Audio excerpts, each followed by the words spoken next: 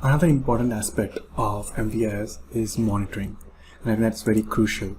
Like if you deploy your applications, you want to see how my REST endpoints, where is my time going, all of this real-time functionalities or information is available using the monitoring feature of MVIS.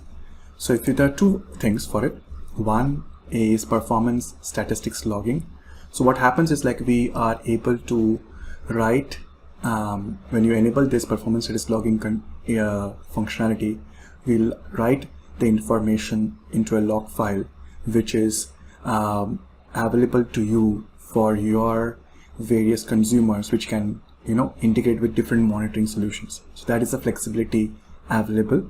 So one can have a kind of an offline functionality where you can read the log files and decode the information. The another one is the monitoring, where you can see like, okay, if I start monitoring, this is real-time monitoring, which are the requests. If a request is crossing a particular threshold, it's being highlighted in the red. So these are all configurable parameters which are available to you.